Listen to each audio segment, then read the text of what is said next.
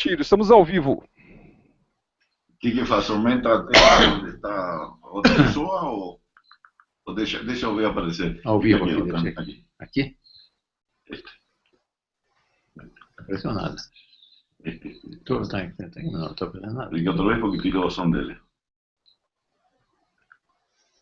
Por aqui. Mantovani, alô, alô? Subiu o som. Está sem som. Mantovani está sem som. Alô, alô, boa tarde. Boa tarde. Falando. Me ouvem? Boa tarde, Dom Bertrand. Salve Maria. Maria, pastor Hermes, como é que vai o senhor? Quando gosto de falar consigo e de vê-lo. Tudo bem, graças a Deus, também igualmente. Nós estamos fazendo esse encontro, ao qual agradecemos desde já aí a sua solicitude. Não está fazendo nada. Estamos gravando ao vivo. Estou ouvindo, mas não corresponde a voz à imagem. E depois ficará Alô, no alô. YouTube para que as pessoas possam acompanhar. Nós queríamos que, Não. inicialmente, o senhor está ouvindo? Está estranha a audição. A voz está muito demorada, um pouco demorada com Está relação à defasada. imagem. Está defasada. Alô? Eu acho que aqui está normal, viu, pessoal? Está normal, viu, professor? Alô, alô? Dom Bertrand, aqui conosco está totalmente normal e na transmissão também do YouTube está normal. Pode prosseguir. Alô, alô. Alô, estão ouvindo? João Carlos? Estou ouvindo, mas estou ouvindo com muito eco. Eco e defasado. Eco e um pouco defasado. É no caso do microfone, o professor Hermes dele está num quartinho sem microfones, entendeu? Professor Hermes, o senhor não tem um fone de ouvido aí? Não, vamos, o que eu tenho aqui agora é o seguinte. É isso. É o eco do Alô? quartinho, não é o problema de transmissão, não. Está normal a transmissão. Vai lá, João Carlos, você me ouve aí? Aí na Casa Imperial, vocês nos escutam? Eu estou escutando-lhe. Muito bem. Adiante eu escuto bem. Baixo, mas bem. Muito bem, então eu vou dar início aqui para a gente poder colocar o Dom Bertrand para falar, não é? Em princípio...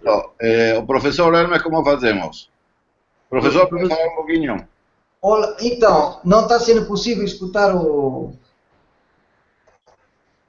A Alô, sua alô? voz sai Alô? muito... Aparece. A sua voz sai... Alô, alô? Melhorou agora? Não. Não. Melhorou? Um pouquinho. Ô Dante, então toca o barco aí, vamos lá.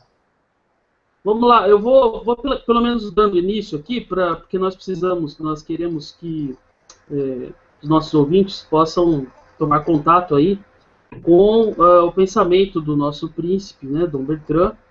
E, em primeiro lugar, eu gostaria de saudá-lo, Dom Bertrand. É um grande prazer tê-lo aqui na Rádio Vox.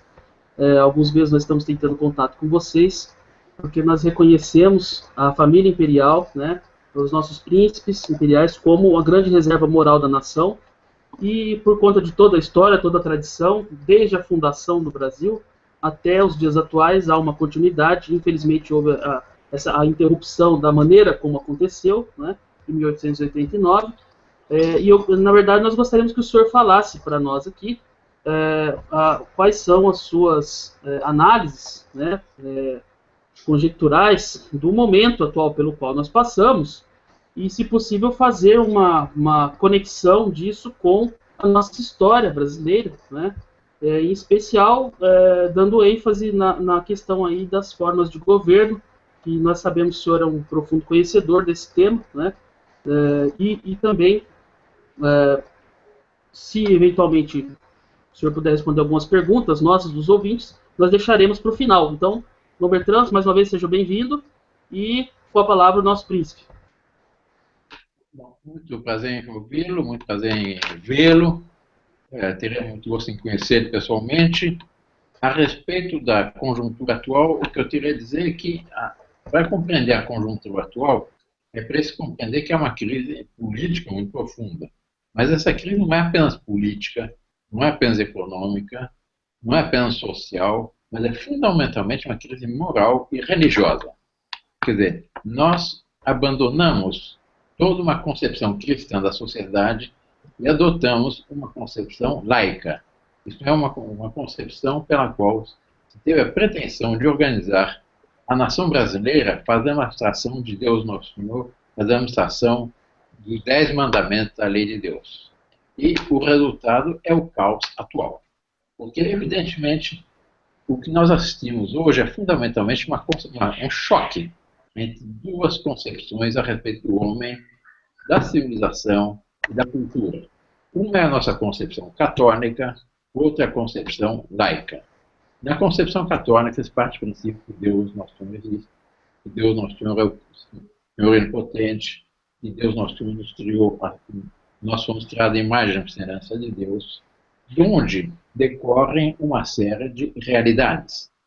A primeira das quais é exatamente o fato de nós sermos homens e criados à imagem e semelhança de Deus, logo nós somos livres e inteligentes. Quer dizer, Deus nosso Senhor pôs em nossas almas uma semente, uma perfeição, um ideal de perfeição. A gente pode resumir naquilo que nós rezamos todo dia do Pai Nosso. Isto é, venha a nosso vosso reino, seja feita a vossa vontade, assim na terra como no céu. O que existe exatamente hoje é o contrário disso. Nós temos a pretensão de uma nova sociedade, fazer uma abstração de Deus, fazer uma abstração de 10 mandamentos, e, evidentemente, se tira Deus do panorama, forçosamente o centro é o homem. E no Estado laico, o centro é o Estado. E o Estado passa a ter pretensão de fazer o papel de Deus. Passa por cima dos 10 mandamentos, passa por cima da lei natural. A lei natural, o Estado qual é a definição mais perfeita, a lei natural, é aquela dada por São Paulo. É a lei escrita pelo dedo de Deus, não do homem. E daí decorrem aqueles direitos fundamentais também catalogados pelo capítulo 12, quando diz que esses direitos antecedem ao Estado. E é o direito à vida, o direito à constituição família, o direito à cultura, o direito ao trabalho, o direito ao salário familiar, o direito à propriedade, etc, etc, etc. Uma série de direitos que decorrem exatamente da boa legislação. Quando se abstrai disso, nós temos um Estado totalitário. Isso é um Estado que tem a pretensão de legislar absolutamente tudo e julga que tudo se resolve com leis. Ora, isso não é essa a realidade. A realidade exatamente é o contrário. A realidade é que se resolve tendo a Deus nosso centro, por nossas cogitações, e em função disso, da nossa vida, a partir dessa primeira realidade, desse absoluto, deve ordenar todo o pensamento, toda a cultura, toda a organização política social. Fundamentalmente, essa é a minha opinião sobre a crise atual. Muito bem, Dom Bertrand, o senhor tem conhecimento, né, com certeza, aí da atuação dessa entidade narcoterrorista chamada Foro de São Paulo, né, que congrega vários partidos de esquerda, inclusive este que desgoverna o Brasil, né, esse PT, com uma série de organizações terroristas, né, de todo o continente latino-americano, sob a liderança do senhor Fidel Castro e do senhor Lula da Silva. E nós vemos que eles detêm aí os governos de diversos países do continente latino-americano em suas mãos e, muito embora agora já tenham perdido o governo do Paraguai e recentemente o da Argentina. Né? Mas essa entidade, assim, eu queria colocar para o senhor como é que o senhor vê a atuação dessa entidade, né, e como que o senhor pensa que ela pode ser combatida aí pelos brasileiros que são patriotas, né, como nós aqui, estão preocupados com os rumos da nação. Quer dizer, concretamente, há uma realidade que a grande imprensa não leva em consideração, que são as reservas morais do povo brasileiro. O povo brasileiro, nós éramos, até a década de 60, 95% católicos. Infelizmente, com a crise religiosa que seguiu o seu Concílio Vaticano II, nós caímos, nós estamos caindo mais de 1% de fiéis na Igreja Católica por ano. Hoje nós somos cerca de 60 e poucos por cento apenas. Mas, de qualquer forma, apesar disso, ainda há muitas reservas morais no povo brasileiro. Uma das provas é a questão do aborto. Todas as pesquisas que são feitas mostram que a imensa maioria dos brasileiros são contra o aborto. A respeito eles querem agora estabelecer o casamento homossexual. Ora, está no Gênesis, no primeiro livro da Sagrada Escritura, Deus os criou homem e mulher. E a família, a base, a única família verdadeira é entre homem e mulher. O casamento é homem e mulher.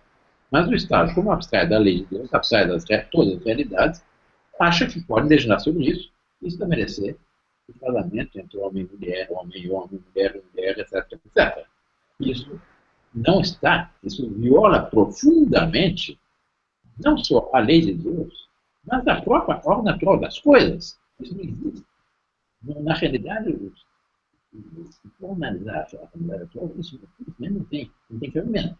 O Estado se julga no direito de legislar sobre a educação. Então, tem que achar que os homens são iguais às mulheres. Ora, Deus nosso mundo, cada um fez um é diferente do outro. Por exemplo, é uma coisa muito interessante. Aliás, para ver como nós temos uma família história. No século passado, no meio do século passado, houve uma tendência a acabar com os colégios e separar o sexo. Eu ainda, quando estudei, as escolas femininas e as escolas meninas. Sim. E meus países, eles estabeleceram a introdução dos sexos na mesma classe foram a Suécia e os Estados Unidos. Hoje, a Suécia e os Estados Unidos são os primeiros países a voltaram a separar. Chegaram a concluir óbvio. O menino é diferente da menina. Uhum. Fisiologicamente, a maturidade de uma é diferente. O verdade menina é anterior do menino, os gostos da menina são diferentes dos meninos, etc, etc, etc. Eu me pergunto, por que você respeita agora com as coisas na criação? Por exemplo, o que faz um bom médico? Um bom médico, ele estuda o organismo humano como Deus, nosso Senhor, o fez. Ele não inventa uma teoria médica, ele descobre uma chamada realidade. Ele estuda aquele organismo, ele ama aquela perfeição, e não remédio para voltar à normalidade. Ele não fica inventando teorias. Assim também vale para a matemática. Imagine uma escola de engenharia em que se diz um decreto do governo que 2 não é mais igual a 4, mas é igual a 5. Todos os prédios cairiam. Não adianta violar a ordem natural das coisas. Isso também acaba sendo uma fragilidade deles, né? Porque eles vão contra a ordem natural das coisas e nunca vai dar certo. Os planos deles nunca darão certo. Prova. Todas as experiências históricas que violaram a lei de Deus deram um fracasso. Veja os países comunistas. O que deu o comunismo? O que deu o socialismo? Países comunistas só destruição. Segundo o livro negro do comunismo, escrito por escritores franceses de esquerda, 100 e poucos milhões de vidas perdidas, assassinadas. E hoje ainda nós vemos os crimes, as barbaridades todas do comunismo. A mesma coisa com o nazismo, né? Que diferença entre nazismo e comunismo não existe. O Fórum São Paulo, o que é? Mais uma vez, a pretensão de estabelecer esses regimes de esquerda, esses regimes igualitários no mundo. Isso tudo é baseado num mito e absolutamente não se sustenta. É um mito segundo o qual os homens não são iguais. Nós somos iguais na nossa essência, somos todos filhos de Deus. Mas, nos acidentes, nós somos todos diferentes. Aliás, graças a Deus. Imagine se todos os homens fossem iguais. Eu não mais cacete do mundo, com quem é que eu iria conversar? Eu não estaria conversando nem com o Dante Montalvão, nem com o meu caro amigo Hermes Nery. Mas não temos que ter gostaria de fazer uma colocação. Está me ouvindo agora? Agora está me ouvindo? Estou. Então, cumprimento o Bertrand, que no começo tivemos alguma dificuldade. Para nós é uma alegria, uma honra poder estar nesse momento, partilhando esse encontro pela internet, via Rádio Vox, que é uma rádio que vem há muito tempo já fazendo um trabalho importante de conscientização dos problemas brasileiros e do mundo. E eu quero lembrar aqui, Dom Bertrand, queria que o senhor fizesse um comentário a respeito, e que em 1944, ainda no finalzinho da Segunda Guerra Mundial, o Papa Pio XII, no seu famoso discurso de Natal daquele ano, ele fez um diagnóstico da situação e falou sobre a democracia. E ele dizia que, ainda naquele momento, o Hitler estava vivo, mas a guerra já estava nos seus finalmente, e nos seus estertores, e já se tinha conhecimento já das barbaridades que estavam sendo cometidas, né, em nome das ideologias. E aí, Pio XII diz o seguinte, que a democracia, ela se não tivesse as bases morais, ela só sobraria na demagogia e criaria condições para que grupos de poder, gangues, mafiosos, tomassem conta postos em nome da democracia até inclusive, sem as bases morais. E parece que foi um pouco o que aconteceu no Brasil, né? O governo do PT, nesse período todo aí, a nova república, né, nesses anos todos, nós vimos o quê? A corrosão das bases morais da democracia. Então, a pergunta é, como reverter este quadro? A partir de quais os primeiros passos para que a gente possa reverter essa situação e salvaguardar a democracia em nosso país? A primeira coisa, até o professor Hermes, é o diagnóstico correto da situação atual.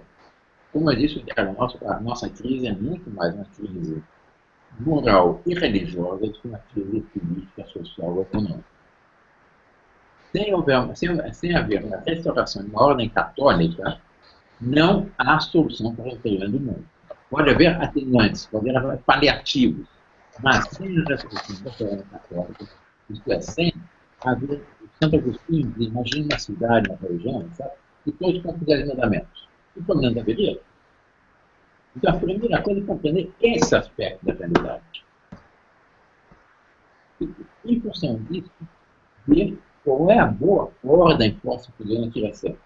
E essa boa ordem não é uma ordem igualitária, não é uma ordem socialista, não é uma ordem que for São Paulo. É nem mais nem menos do que uma ordem de respeito ao direito natural, a lei natural. Isso é a lei escrita no direito de Deus na honra do homem. Depois, vários princípios de direito natural que existem, por exemplo, e aí tem toda a doutrina tradicional da Igreja. Bom, e no plano político socioeconômico, respeitar alguns princípios fundamentais, que é a livre iniciativa, a privacidade, o princípio de fidelidade, que estão definidos pelos vários papas, e por aí, que são a solução. Do ponto de vista socioeconômico, ou se respeita esses 3 princípios fundamentais, que é livre iniciativa, propriedade privada e princípio de solidariedade, não há solução.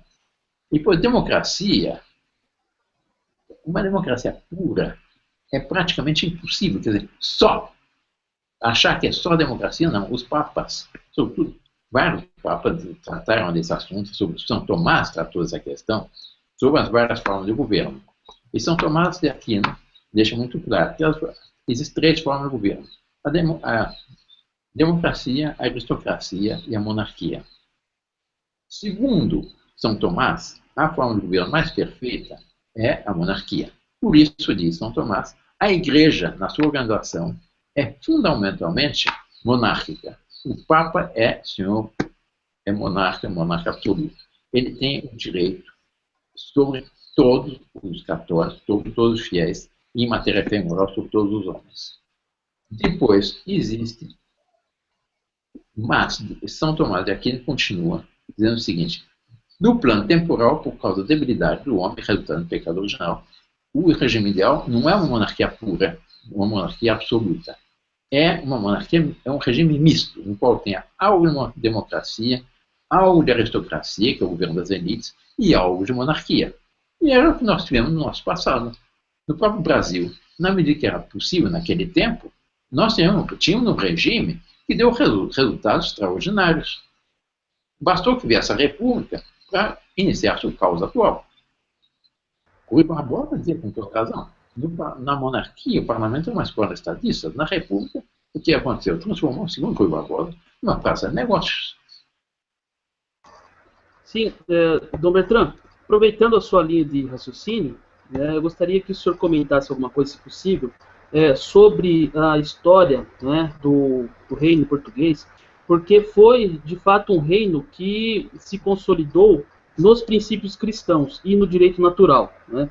Eu estive recentemente em Portugal e pude perceber isso lá, visitando o Palácio de Mafra, né? Onde lá a biblioteca é cuidada pelos monges, e a gente vê realmente como tudo estava vinculado ali, o governo estava realmente vinculado dentro do catolicismo, né? E isso permitiu, inclusive, a expansão de Portugal para várias regiões do planeta, inclusive o Brasil, e, num determinado momento, Dom João VI unificou, né, o reino do Brasil, Portugal e Algarves, dando esse caráter cristão. E eu gostaria que o senhor comentasse conosco, no seu entendimento, por que isso declinou, né, quais foram os fatores que resultaram no declínio aí do Império Português e brasileiro, por conseguinte. Há uma coisa muito bonita, é o seguinte: o que explica que um país pequeno, no canto da Europa, comprimido entre o mar e a Espanha, Portugal, no tempo que tinha menos de 1 milhão de habitantes, conquistou praticamente a metade do planeta. Dizia o velho Camões que os portugueses saíram exatamente com mais cristãos atrevimentos. O que sustentou a Portugal na sua epopeia foi fundamentalmente a fé. E o objetivo que eles tinham nas navegações não era tanto um objetivo, não era apenas um objetivo comercial, mas era fundamentalmente um objetivo da expansão da fé. Está na carta Pedro Vaz Caminha, no trecho final da carta Pedro Vaz Caminha é uma carta muito bonita, uma carta profética, em que ele diz: a terra dá de voz e boa. Depois uma passagem muito bonita da carta de Caminha, é a descrição que ele faz da primeira missa, em que os índios ajudavam os portugueses a levantar o primeiro monumento que houve no Brasil, que foi a Santa Cruz, e com que respeito os índios assistiram à primeira missa celebrada por Henrique Coimbra. Mas, depois, diz Caminha ao rei de Portugal, e termina a carta: mas, senhor, o melhor que se pode fazer é aquilo que Vossa Majestade, Vossa Alteza, tanto deseja, isto é, o acrescentamento da nossa Santa Fé. Quer dizer, isso os portugueses tinham presente, Pedro Vaz Caminha tinha presente, Pedro Alves Cabral tinha presente, e foi o que moveu os portugueses nessa magnífica epopeia em que eles fizeram, não só no Brasil, mas pelos 4 cantos do mundo, até o Timor, lá do outro lado do planeta. E até hoje tem os marcos de Portugal em todos esses países. Inclusive na China, né, que os primeiros missionários cristãos foram portugueses, na China, no Japão, na Polinésia, não é? Então, na parte do Timor, que é do outro lado da Austrália, até hoje, eles têm um respeito por Portugal extraordinário. Houve todas as batalhas, porque o Timor, depois da Revolução dos Cravos, em 75, o Timor foi invadido pelos indonésios, por cumplicidade do governo socialista português. E depois houve um verdadeiro genocídio da parte dos muçulmanos indonésios contra os cristãos no Timor, contra os católicos. Finalmente, alguns anos atrás, depois de muitos protestos no resto do Ocidente, a Austrália acabou intervindo e acabou libertando o Timor. Mas depois os australianos, onde fala inglesa, puseram como condição para a reconstrução do Timor que os timorenses renunciassem ao português como idioma oficial e adotassem o português, o inglês. Eu sou muito resposta timorense. Qual foi a resposta timorense? Os timorenses responderam: preferiam ser pobres falando português a ricos falando inglês. Aí mostra o quanto os timorenses eram gratos à colonização portuguesa, porque era uma colonização que não tinha em vista a exploração dos respectivos povos, mas era uma colonização que tinha em vista, sobretudo, a expansão da fé. Que maior benefício houve na América, sobretudo na América Latina, do que a fé católica? Compare o que era o Brasil, os índios, os antropófagos, etc., antes, as guerras todas que havia entre eles, com a fé, os índios acabaram sendo sumamente beneficiados. E hoje em dia, hoje fala tanto do problema indígena. A única solução que é o problema indígena está na nossa história, está no que é o que foi dado por Anchieta e Nóbrega. É catequizá-los, dar civilização e cultura. Nós não temos o direito, como querem a FUNAI, infelizmente hoje o próprio CIM, que é o Conselho Missionário Indigenista, de manter os índios uma espécie de jardim zoológico humano. Eles mesmos dizem: nós não queremos viver em jardim zoológico humano, nós queremos a civilização, queremos a cultura. Quem viaja pelo Amazonas, pelo Mato Grosso, etc., vai nos hotéis, a maioria dos empregados são muitos, a maioria são índios, ou pelo menos tem uma boa parte sanguínea. Há um estudo da Universidade de Minas Gerais que mostra que 70% brasileiro tem sanguíneo nas veias. E essa questão indígena, nós podemos conectar uma outra questão na qual nós reconhecemos que o senhor é um especialista, a questão agrária, né, a questão da reforma agrária, e inclusive que deu título ao seu livro Psicose Ambientalista, não é? A questão ambientalista, a questão o quilombola. ambientalismo, nós sempre falamos aqui na rádio, que é a tentativa da implantação de uma cultura anticristã, porque sobrevaloriza-se a natureza, né, o antigo panteísmo, o neopaganismo, em detrimento do próprio direito natural. Quer dizer, o ser humano não pode mais explorar uma terra, não pode plantar, não pode ter a sua propriedade, porque tem que cuidar do meio ambiente. Né? Mas isso é o contrário que está na Sagrada Escritura. Sim. Está no Gênesis. O primeiro livro da Sagrada Escritura, da Bíblia, exatamente, Deus criou o homem e a mulher, criou os animais, criou as plantas, etc. E deu ordem aos homens cultivá-las. E na concepção desses ambientalistas, pseudo-ambientalistas, porque eles não são a favor do verdadeiro ambiente, tá? Nessa concepção deles, na redação panteísta, na concepção deles, o homem é o grande predador. Na nossa concepção, o homem é o jardineiro de Deus. O homem tem que cuidar da natureza como o jardineiro cuida do seu jardim. Essa é a realidade. E assim foi que se cultivou o Brasil, que se desenvolveu o Brasil, que se desenvolveu a Europa, que se desenvolveu o resto do mundo.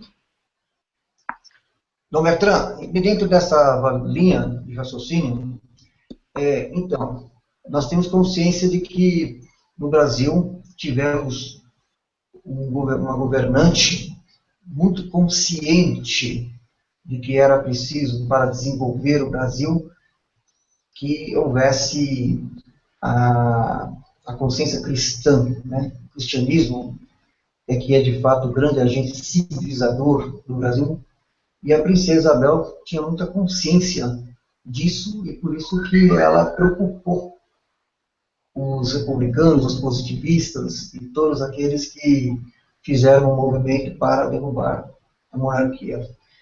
E ela tinha consciência de que era preciso, só com o cristianismo, a moral cristã, é que o Brasil seria uma grande civilização.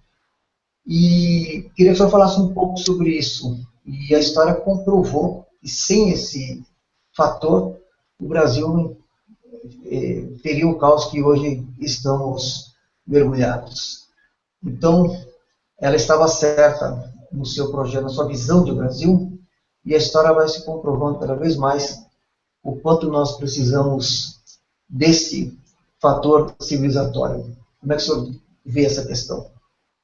Quer dizer, professor, o que houve no Brasil exatamente depois do Império foi exatamente uma visão positivista. Isto é, foi o que eu afirmei logo nesse programa, o positivismo que só vê o que é concreto e não tem em vista ao que é transcendente, não tem em vista o absoluto, que é Deus nosso Senhor, Criador do céu e da terra, que nos transcende, do qual nós somos meras criaturas, mas criaturas perfeitíssimas, de uma perfeição extraordinária. Isso esqueceu completamente. A princesa Isabel tinha muitíssimas virtudes, mas tinha fundamentalmente as principais virtudes, que são as virtudes teologais, que é a fé, a esperança, a caridade, e as virtudes cardeais são a fortaleza, a justiça, a temperança e quarta virtude, agora me detenho. Fortaleza, justiça, temperança e Fortaleza. Fortaleza, justiça, temperança e que mais não? Prudência. Prudência. Ela tinha essas virtudes.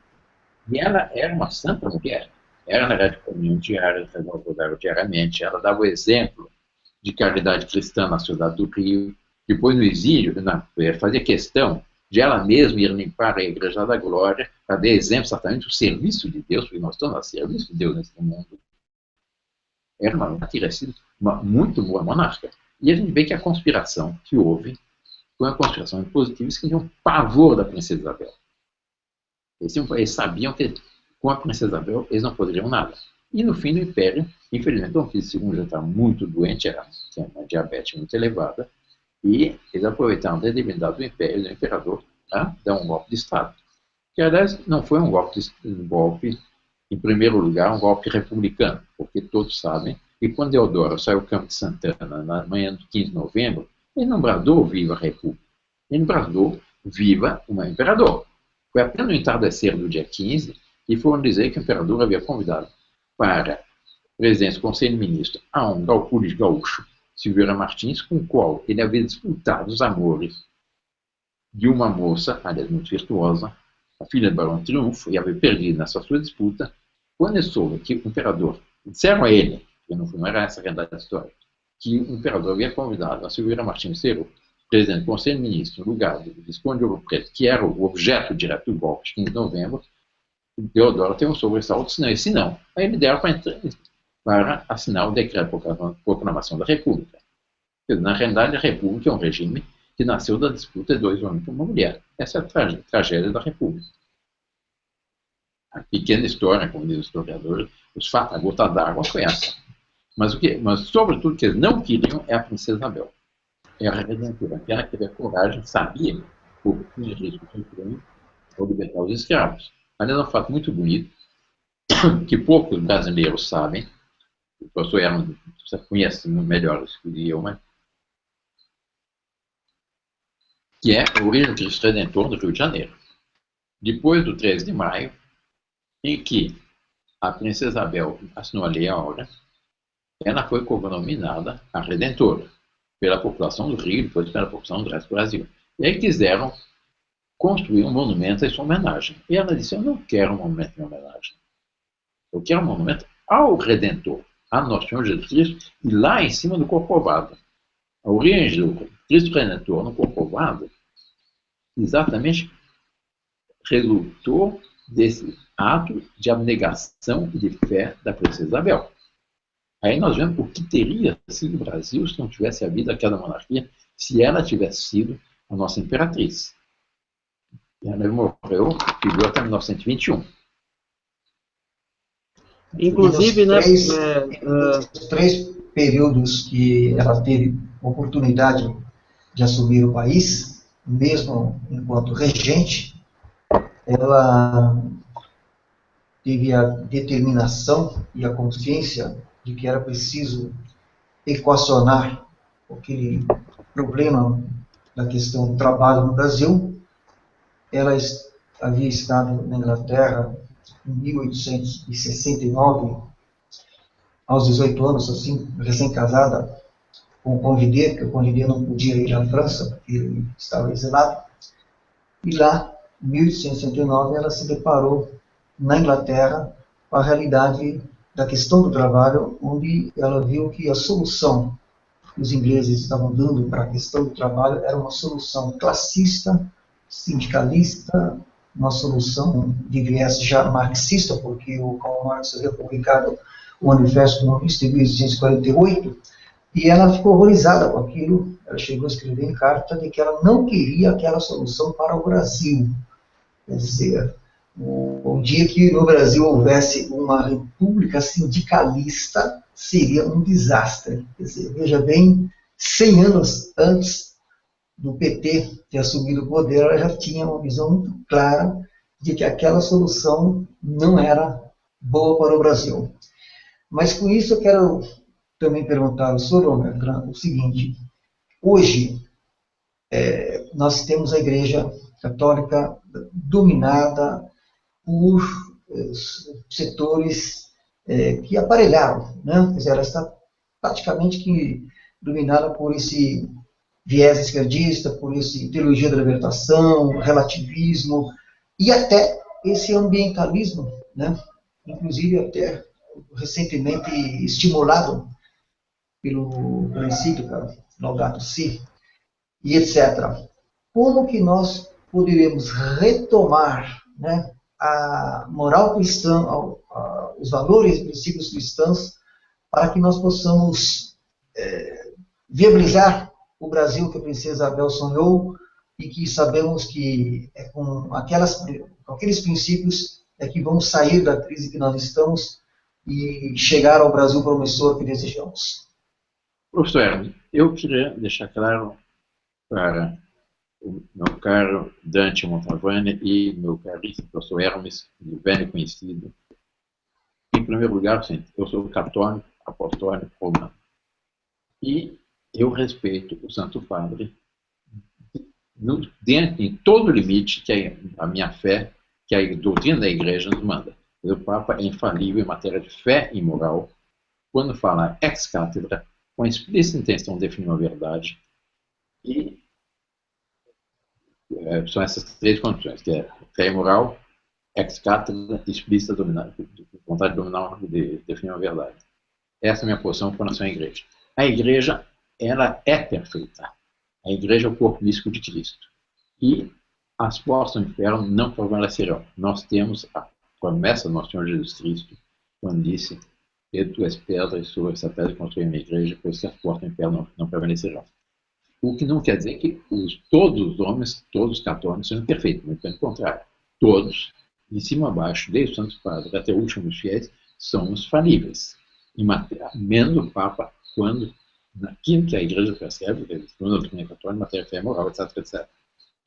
Hoje nós vemos uma crise muito grande. Essa crise é dos homens da igreja. É a igreja o corpo místico de Cristo. Existe a teologia da libertação, que foi uma infiltração que houve de uma mentalidade igualitária, poderia ser até marxista, nos ambientes católicos, inclusive em boa parte hierarquia. Não quer dizer que todos os padres, todos os bispos, não, graças a Deus ainda há muito bons padres, há bons bispos, há muitas reservas morais no mundo atual. Mas o grande problema, desde o início disso, é um problema religioso. E esse problema surge, sobretudo, da cabeça, porque não digo da hierarquia, a CNBB, etc, etc. Por exemplo, agora estamos na questão do impeachment no Brasil. E nós vemos o que a CNBB tomando partido contra o impeachment. Eu não estou dizendo que deve haver impeachment, não deve haver impeachment, mas eu digo que é o tipo da coisa que a igreja, a hierarquia católica, não deveria se pronunciar como uma questão política, e não uma questão de fé moral. Exatamente, né? Inclusive nós vemos aí que a CNBB ela está mais vinculada ao poder temporal do que religioso até, né? Porque eles parece que a atuação deles é fundamentalmente política e dentro de uma política esquerdista que é condenada pela doutrina da igreja, né? Nós precisamos deixar bem claro que a CNBB não faz parte da hierarquia da igreja, né? É um sindicato que tem autorização para funcionar, mas não faz parte da hierarquia e também não fala em nome da igreja, não é? Até por... Sim. É interessante, Dante. Você se recorda quando houve a eleição da atual presidente, na primeira eleição, um grupo de bispos de São Paulo fez uma declaração muito boa, ou seja, não se pode votar num partido que tenha no seu programa um aborto. Depois houve pronunciamento do secretário-geral da CNBB, o pronunciamento de vários eclesiásticos contra esses bispos de São Paulo.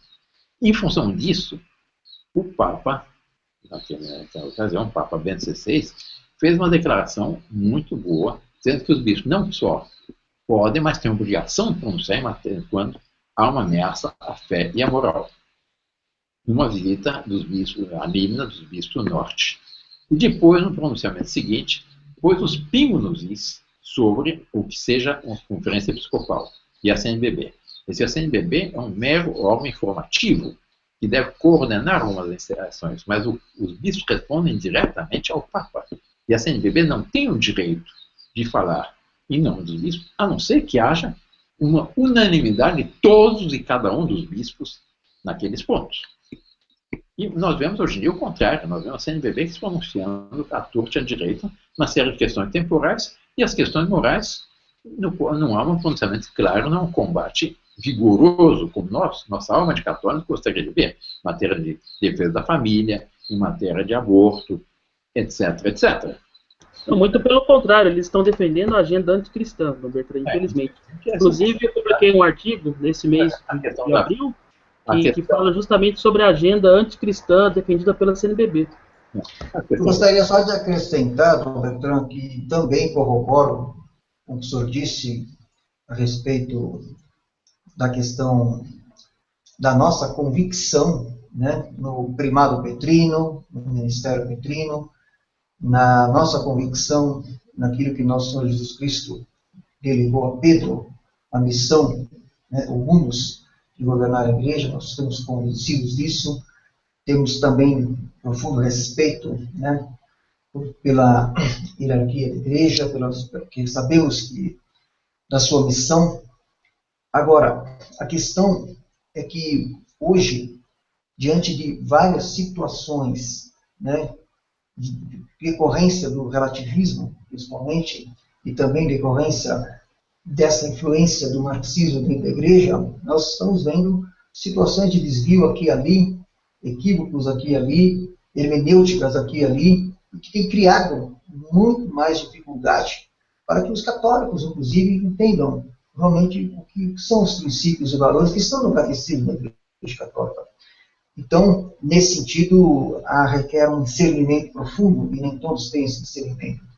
Mas a questão é a seguinte: como hoje, diante dessa profunda crise moral e religiosa que vive no Brasil, é possível retomar esse caminho que está vivendo esta relativização e esses problemas que nós estamos vendo?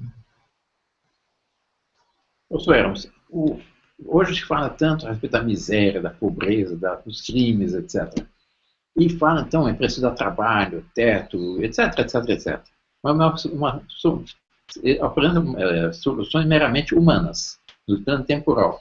Mas isso, imagine o seguinte: imagine que os padres todos fossem bons sacerdotes, os bispos fossem bons bispos, de acordo com seguindo modelos, tantos modelos que nós temos no nosso passado, tantos grandes santos, como São Roberto Bellarmino, São Camilo Romeu, São Inácio Loyola, São João Bosco, Santo Cura d'Ars, o Santo Padre Pio X, etc, etc. E os padres, então, se os padres pregassem apenas o seguinte: pregar o catecismo, o primeiro catecismo da moral católica. E a solução é uma verdadeira catequese, é voltar aos valores morais da Igreja Católica.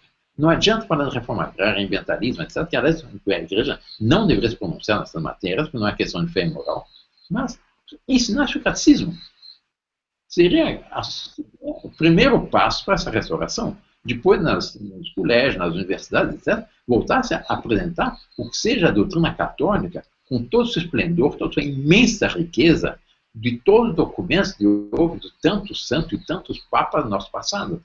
É a única solução que há. Então, nossa luta, exatamente, é pela restauração dos valores religiosos, pela restauração dos valores cristãos, restauração dos valores católicos. Sem isso, não há solução. É preciso nos convençamos disso por todo e sempre. Reforma agrária não é solução para nada. Aliás, eu desafio qualquer economista, qualquer sociólogo, qualquer agrônomo que apresente uma reforma agrária na história do mundo que tenha dado certo. Não existe. Inclusive, né, Dom Bertrand, não sei se o senhor tem conhecimento desse dado, mas existe uma ONG vinculada aí com o Ministério da Reforma Agrária, chamada CONTAG, que arrecadou 54 bilhões do governo federal e repassou aí para reformar, fundamentalmente para o MST, né, para o MST fazer mais invasão e desapropriar as terras e as propriedades dos agricultores, né.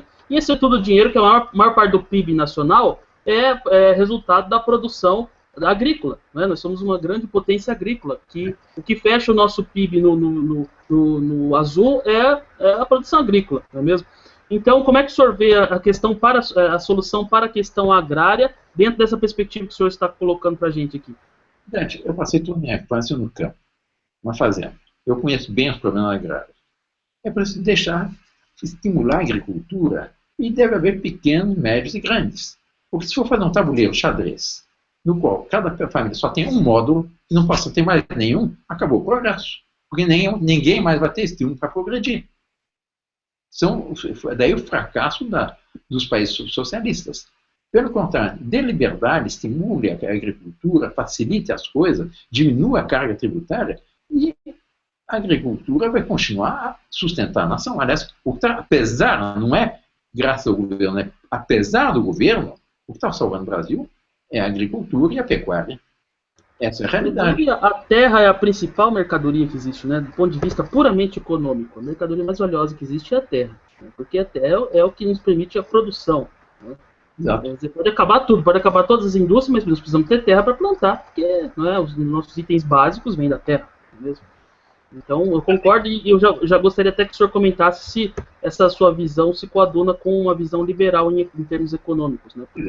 Não exatamente como eu disse, favorecer a livre iniciativa, garanta a propriedade privada e respeita o princípio de subsidiariedade. Quer dizer, o princípio de subsidiariedade, que é o princípio que diz Um órgão superior só deve fazer o que o inferior não for capaz de fazer por si. Então, o Estado só deveria fazer aquilo que o conjunto da sociedade não for capaz de realizar por si.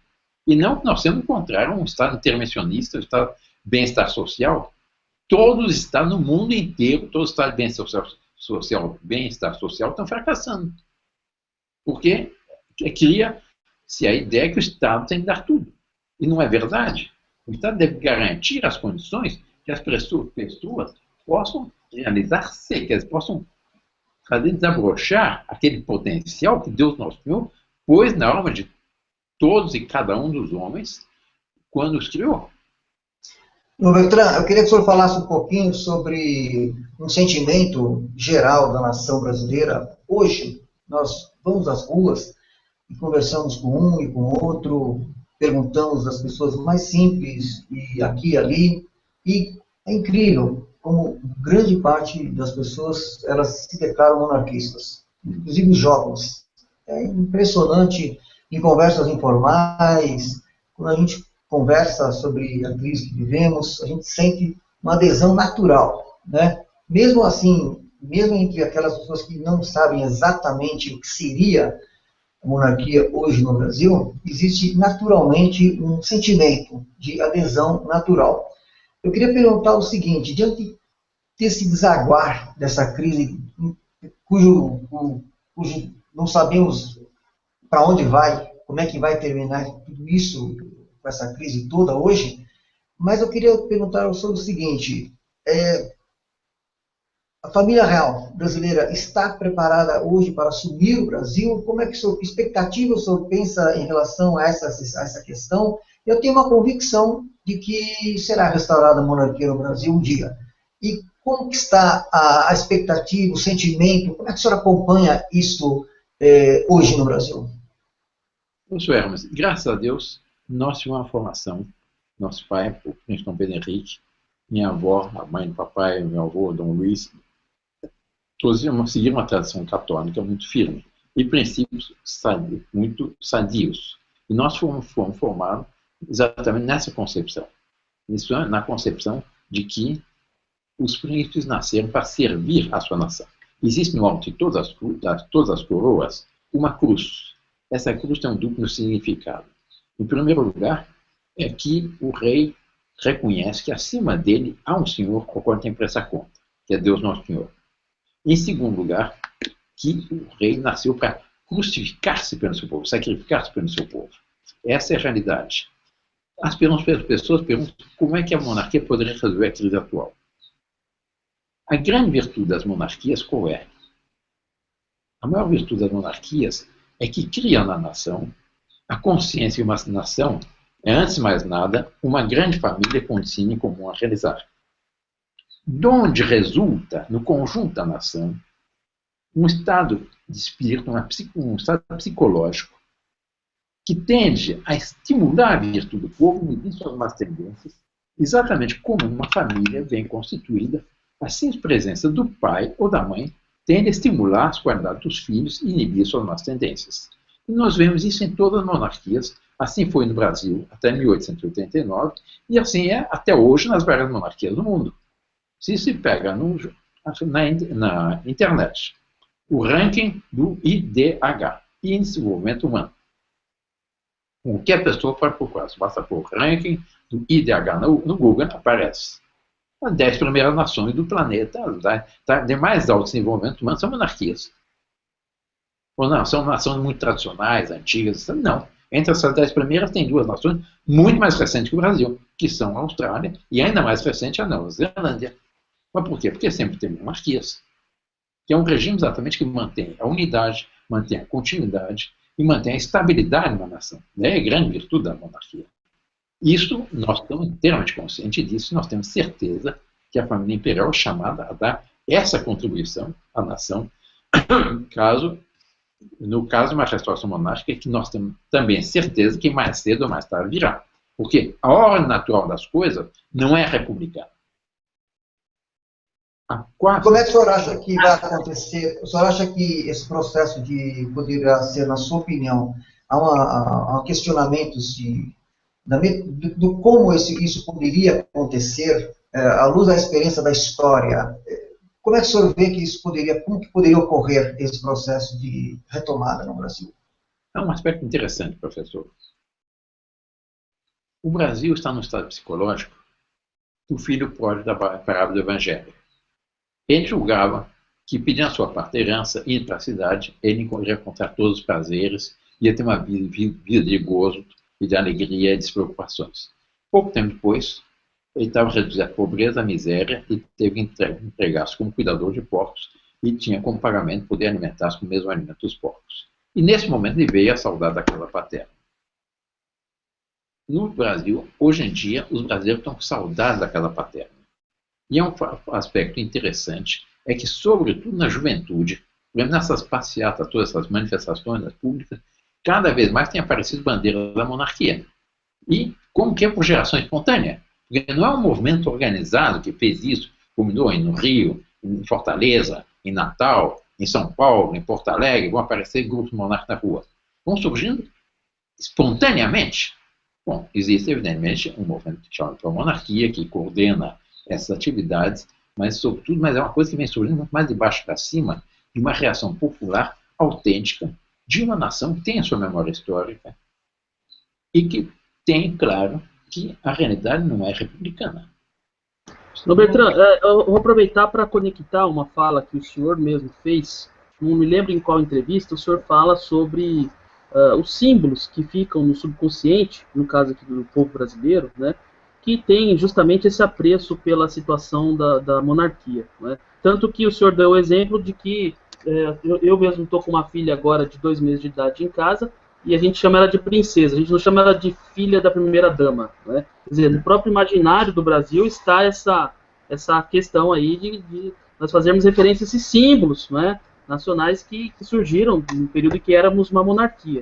Então eu gostaria que o senhor falasse sobre esse poder simbólico, né, na própria organização de uma nação. Dante, a missão de um rei, de um monarca, de um imperador, no caso do Brasil, é sobretudo ser o símbolo vivo da nação.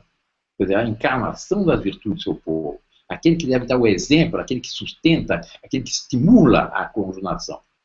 Essa é a principal missão de um rei. Isso está na cabeça de praticamente todos os brasileiros. Dizem que no Brasil todo republicano é um monarquista que dorme. E a república, com seus sucessivos golpes, seus desastres, suas manifestações, etc., está começando a despertar esse monarquista que está no fundo da cabeça de todos os brasileiros. E é o que nós estamos assistindo hoje. E daí, exatamente, nós estamos assistindo um fenômeno muito interessante, aliás, não é só no Brasil, é no resto do mundo, há uma tendência à volta da ordem natural. Que a história tem algo de pendular. O pêndulo das utopias chegou ao seu topo. E agora está começando a voltar. Ninguém mais acredita no comunismo. Ninguém mais acredita no socialismo. Só alguns poucos fanáticos que foram em São Paulo, etc., mas são uma minoria.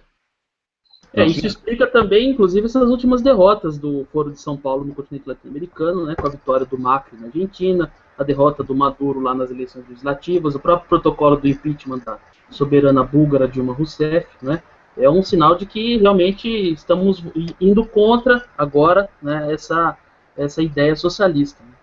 Mesmo no Brasil, Dante, eu não conheço, e acho que você também não conhece, o professor Hermes também não conhece, um brasileiro que diga boca cheia que a República deu certo. Não existe. Eu desafio qualquer um dos ouvintes desse programa agora que me apresente, que diga, eu acredito, eu tenho certeza que a República deu certo. Pelo contrário, foi um conjunto, uma sequência de desastres que levou o Brasil à triste situação atual. E que não fosse, como você mesmo me lembrou, não fosse a agricultura e a pecuária, que é um regime ainda que tem algo, porque o monarca, o fazendeiro, na sua fazenda, se quer ser pecuarista, quer ser agricultor, ele é um pequeno monarca. É uma estrutura. Agora o princípio da hierarquia, não é? Uma monarquia. O princípio da hierarquia. A estrutura da sociedade é monarca. Não adianta dizer que não é, mas é. Sim. Eu acho assim, eu acho que o único país que realmente deu certo sem ser monarca foi os Estados Unidos, né? O meu Estados Unidos também não deu certo. Veja aqui, o governo atual. Porque é uma prova que não deu, que eles não acreditam, é que nas eleições americanas mais da metade não vota. E aqueles homens dos Estados Unidos atual, tanto da política interna quanto da política externa americana, é um desastre. Inclusive, tem até um princípio dinástico lá, né? Você veja só, tem o George Bush pai, que foi presidente, o George Bush filho também foi presidente, agora tem a dona Hillary Clinton, que vai ser a sucessora ungida, né, do Partido Democrata. Então, esse princípio dinástico, ele nunca deixa de existir, nem mesmo na República, não é? Nem mesmo na democracia. Nós temos aqui no Brasil mesmo, no estado de São Paulo, vamos dar um exemplo aí, temos aí o governador Mário Covas, né, os filhos dele, os netos dele já estão aí, já são deputados, né? Então tem esse princípio dinástico que é mais disfarçado na democracia, né? E na República, mas nunca deixa de existir. Mas certa caricatura da hora natural das coisas, porque assim, às vezes nas lojas, pai é filho desde 1800 e tanto, 1900 e tanto. Se orgulham disso, nessa sequência. Imagine o seguinte, antes eu dei uma vez essa resposta nos Estados Unidos. Na conferência, fizeram várias perguntas e perguntaram sobre a monarquia. No Brasil, a monarquia tais razões, etc, etc. Aí foi uma conferência de empresários, havia um mega empresário presente, e ele me levantou e disse: eu não concordo. Eu acho que a República é superior por duas razões. Em primeiro lugar, porque na República qualquer um pode ser presidente da República. Em segundo lugar, o povo escolhe livremente o chefe de Estado. Eu disse: olha, o senhor me perdoe, eu não vim aqui nos Estados Unidos para defender a monarquia. Eu vim tratar uma questão social, etc, etc, porque eu não ia tratar uma coisa interna. Mas, se o senhor está tão convencido, o senhor está me provocando, agora ouça. Em primeiro lugar, dizer que qualquer um pode ser presidente da República é a mesma coisa que dizer que qualquer um pode vencer a loteria. Ninguém tem a cabeça em cima do pescoço, vai organizar sua vida partindo do princípio que vai vencer a loteria. Em segundo lugar, dizer que o povo escolhe livremente o chefe de Estado. Nós, numa eleição presidencial, nós não escolhemos absolutamente nada. O máximo que nós fazemos numa eleição presidencial é optar entre 2 ou 3 alternativas que os grupos de poder nos apresentam, e não mais que isso. Mas, em terceiro lugar, os espécies empresários, se o senhor está tão convencido das vantagens da República, por que o senhor não proclama a República na sua empresa? Cada 4 anos vai votar todo mundo. Vai votar o senhor, vai votar a faxineira, vai votar o mecânico pós-petróleo, vai votar o chefe do setor jurídico, vai votar o chofer de caminhão, vai votar um engenheiro, o coordenador, vai votar todo mundo para saber quem vai estar no seu lugar, quem vai ser o chefe do setor jurídico, quem vai ser o engenheiro-chefe, quem vai ser isso, quem vai ser aquilo. Aí, não, assim é para anarquizar minha empresa. Mas não é a mesma coisa. Não funciona. E a triste história das repúblicas é essa. Enquanto o senhor falava isso, né, me vinha à mente o quê? Me vinha à mente um país que tem um sistema de governo socialista, porque é realmente uma anarquia, né? Dizem que todos podem ser os chefes, não se sabe quem que é o chefe, mas sempre tem um ditador, né, num regime socialista. Mas é essa proclamação forçada da igualdade dos desiguais, né? Então, quer dizer, a república é o preâmbulo do socialismo, né? Assim como o liberalismo em matéria moral é o preâmbulo também disso que nós vemos hoje, né? Dessa degringolada geral dos valores que também é a origem do socialismo, né? Claro. Essa é a realidade. Dom Bertrand, eu gostaria que o senhor desse então uma palavra para o jovem, especialmente, que tem esse sentimento, né, que nós encontramos nas ruas, conversamos. Como que é possível, na sua opinião, haver uma mobilização, né, uma mobilização eficaz para que cada vez mais as pessoas tomem consciência, né, dessa importante questão que é a questão da retomada da monarquia no Brasil? Professor, nós temos que fazer um esforço muito grande, com palestras, conferências, programas de rádio, de televisão, de viagens, etc., para tomar contato com o grande público. Agora, isso vai surgindo, sobretudo, tem que ver um encontro, exatamente, é um sentimento que está se generalizando no resto da nação. E aí nós estamos formando os auxílios monárquicos, a Frente Dom Pedro II do Paraná, todas as espécies de organizações vão surgindo como que espontaneamente. E o que nós estamos procurando fazer é coordenar isso no resto do Brasil. Essa é a nossa preocupação. Tendo em vista, não é... eu não vou dizer ao senhor, não vou restaurar a monarquia amanhã, mas é depois da manhã. Quando será depois da manhã? Isso só Deus sabe. Mas o que nós sabemos é que a história joga a nosso favor. Porque o fato é que o Brasil todos reconhecem que a monarquia não deu certo. Agora, é preciso exatamente que essas minorias monárquicas ativas tomem contato. Pode tomar contato aqui com a monarquia em São Paulo, pode tomar contato com o senhor, que é um líder católico e também monárquico, tem os princípios monárquicos, pode tomar com vários líderes monárquicos no resto do Brasil, para exatamente coordenar as suas ações. E precisa também nós nos conheçamos, tomar contato, e assim somarmos força para preparar o Brasil. Como eu disse, não é o Brasil de amanhã já, é o Brasil depois da manhã, que será muito mais autêntico. Agora, esse Brasil depois da manhã pode ser muito mais próximo do que parece, porque a República está fazendo água por todos os lados, e ninguém mais acredita no regime. E os brasileiros não. Nós tivemos há pouco, alguns anos atrás, um plebiscito, em 1993. Os resultados foram falseados.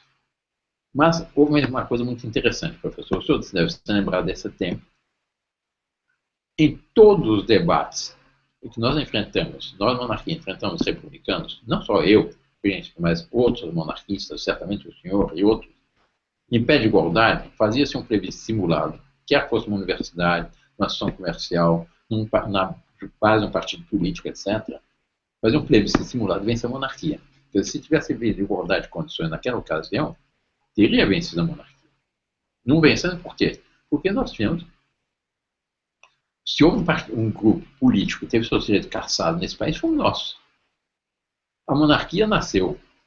O decreto número 1 da República dizia textualmente, está provisoriamente proclamado República. E o artigo 7º do decreto número 1 da República previa uma consulta popular para saber se os brasileiros queriam, de fato, a monarquia ou a República ou queriam continuar a monarquia. E, em vez de realizar essa consulta popular, esse plebiscito, já em dezembro de 1889, quer dizer, dia 23 de dezembro, às vésperas do Natal, e poucos dias depois da proclamação da República, já o governo republicano fez um decreto, o decreto número 85A, pôs monarquias fora da lei. E se houve um grupo que teve os direitos caçados durante 99 anos, como nós monarquistas, quando nós voltamos a ter a plenitude dos nossos direitos, nós não tínhamos estrutura, não tínhamos dinheiro, não tínhamos nada. E nós estamos procurando, nós estamos estruturando isso. Em vista, não, como eu disse, em vista de preparar o Brasil do futuro. E isso vem caminhando. Isso é legítimo até do ponto de vista democrático, né, Dom Bertrand? Se existe democracia, deve haver pluralidade de ideias, não é mesmo? Mas eu gostaria de agradecer aí a sua solicitude, o seu tempo que o senhor dedicou aí para essa entrevista aqui para os ouvintes da Rádio Vox. Vamos rezar para que tenhamos, que o Brasil seja abençoado nessa difícil quadra que se encontra. Tenho certeza que a convicção de que Nossa Senhora vai interceder. Estamos às vésperas aí do centenário de Fátima, também dos 300 anos de Aparecida. Temos convicção de que com a oração e com o trabalho e comprometido com os princípios e valores cristãos, nós podemos, pela graça de Deus, fazer o Brasil retomar o caminho, ao seu destino promissor. Então, eu agradeço a sua participação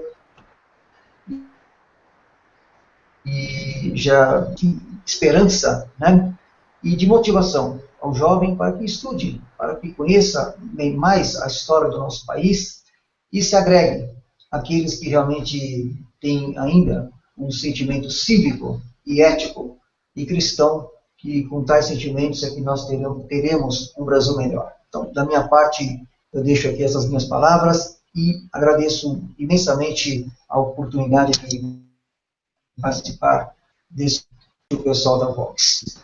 Fazendo eco aí ao dito pelo professor Hermes, também aproveito para agradecer a sua participação aqui, Dom Bertrand, que muito engrandece o nosso veículo, que é um veículo modesto, pequeno. Nós costumamos dizer aqui para os nossos ouvintes, nós somos uma rádio de fundo de quintal, né? E então nós nos sentimos realmente engrandecidos e enobrecidos com sua presença. Foi muito esclarecedora, né? Tá mais uma vez convidado a retornar sempre que quiser aqui para falar conosco, né? E vou abrir aí o espaço para o senhor fazer suas considerações finais. E agradecendo mais uma vez, em nome dos nossos ouvintes e de todo o povo brasileiro. Meu caro Dante, nós brasileiros costumamos dizer que Deus é brasileiro. Deus é Deus de todos, mas nós temos uma convicção íntima que a nossa alma é marcada pela fé. Nós sabemos que Deus nos protege de uma forma toda especial. E nós temos a certeza que o Brasil voltará àquelas vias que lhe foram traçadas pela Divina Providência quando da primeira missa celebrada por Henrique de Coimbra, e quando pela primeira vez nosso Senhor Jesus Cristo, Filho de Deus, esteve aqui com seu corpo, sangue, alma e divindade no momento da consagração de Henrique de Coimbra. E nós temos uma proteção especial também de Nossa Senhora Aparecida. Em Fátima, como muito bem lembrou o professor Hermes, nós estamos a verso centenário das aparições de Fátima, a Santíssima Virgem prometeu que por fim o seu Imaculado Coração triunfará. Quer dizer, ela fala uma volta de uma cristandade, de uma plenitude da igreja, isto é, a realização, na medida que é possível, nesse vale de lágrimas, daquilo que nós rezamos todo dia no Pai Nosso, que é: venha a nós, vosso reino, seja feita a vossa vontade, assim na terra como no céu. Isso nós temos uma certeza absoluta que isso vai se realizar. E nós não imaginamos um reino de Deus. Nós no Padre Nosso, ninguém reza: venha a nós, vossa república. Pelo contrário, nós rezamos: venha a nós, vosso reino, seja feita a vossa vontade, assim na terra como no céu. E a vontade de Deus não é uma vontade republicana, igualitária, no qual há todos os jogos de interesse, essa corrupção. Eu não imagino o triunfo do Imaculado Coração de Maria, previsto por Nossa Senhora de Fátima, com um regime republicano. Eu acho que só deve ser um regime que seja marcado pela Santa Cruz do Nosso Senhor Jesus Cristo, que está no alto de todas as coroas. Inclusive, em Fátima, Nossa Senhora disse que a fé seria mantida em Portugal, né, e etc. Que dá para se entender, vamos entender que seria no Brasil também. Né? Também será mantida, né?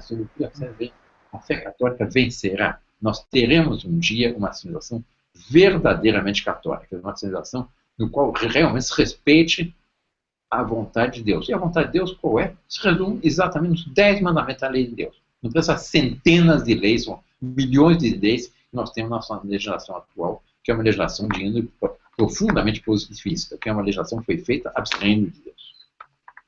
Portanto, nós temos a convicção de que, muito mais cedo que se espera, o Brasil retomará essas vias da história que foram traçadas pela Divina Providência. Isto é, aquele futuro grandioso com o qual todos nós sonhamos, uma nação verdadeiramente que tenha Deus Nosso Senhor no centro das suas cogitações, seus ideais, e que realize a vontade de Deus para o povo brasileiro, para a nação brasileira.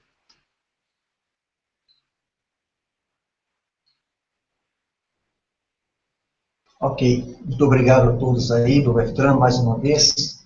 Deus os abençoe sempre. Salve Maria, um abraço. Salve Maria. Salve Maria.